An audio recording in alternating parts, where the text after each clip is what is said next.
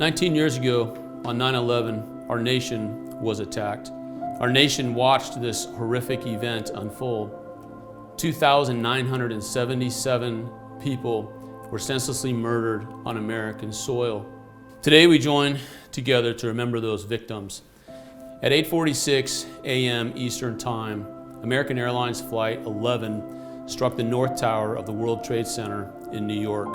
Many of us heard the report and turned on our television sets only to see at 9:03 a.m. United Airlines Flight 175 crash into the South Towers. About 30 minutes later, at 9:37 a.m., American Airlines Flight 77 crashed into the Pentagon, killing 184 civilian and military personnel who were both at the Pentagon and on the aircraft. At 10:03 a.m., United Airlines Flight 93 crashed in a field in Shanksville, Pennsylvania. Many of us will recall the words spoken by passenger Todd Beamer. It came over an open phone line where he said, "Are you guys ready? Let's roll." There were many heroes on that day. At the Twin Towers in New York City, firefighters and police officers rushed into the building and gave their own lives as they were attempting to rescue others. There were 2,753 people who lost their lives in New York during that event. Of those who lost their lives, there were 343 firefighters and paramedics, and there were 60 New York City and Port Authority police officers. And these men and women, they gave their lives in an honorable and courageous fashion as they performed their duties on that day.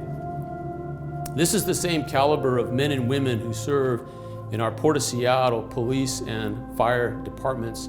And while we take time today and we remember the 3,000 people nearly 3,000 who lost their lives on that day, and the heroes of the firefighters and the police officers as well, we also should take time to acknowledge and appreciate the heroes that we work with side by side here at the Port of Seattle, and those that we call when we or someone else is in crisis or danger, and who faithfully respond to those calls.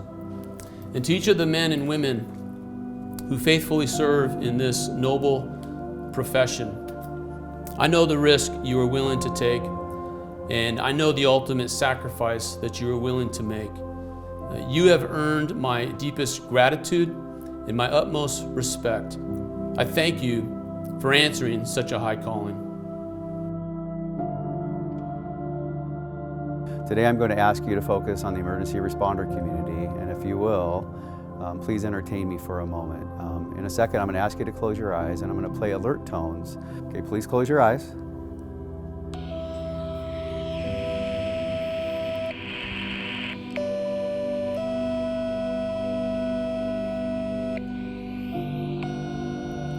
These are alert tones that are in every fire station throughout the country. So I ask, what do you think first responders' options are once the alert tones are given? No matter what is presented to us, we have committed to the public and each other to do our best to make the situation better and to ease pain and suffering. Some 19 years ago, the men and women of the New York Fire Department, New York Police Department, and Port Authorities of New York, New Jersey selflessly answered the call to help evacuate the World Trade Center and Twin Towers.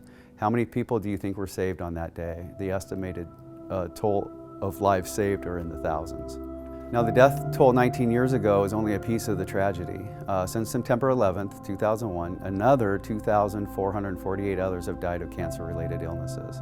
First responder cancers related to 9/11 are something not often discussed, but is something that we cannot dismiss that it is ever present all these years later.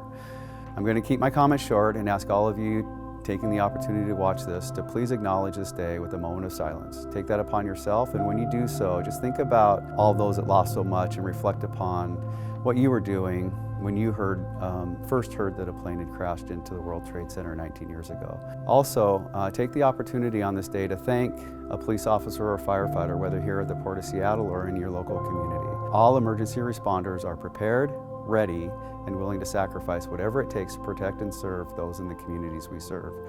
I ask all of you on this day each year to make it a point to reach out and show compassion and empathy for those that sacrifice for you without asking for anything in return. Thank you for the opportunity to speak today, and I hope you all have a great weekend.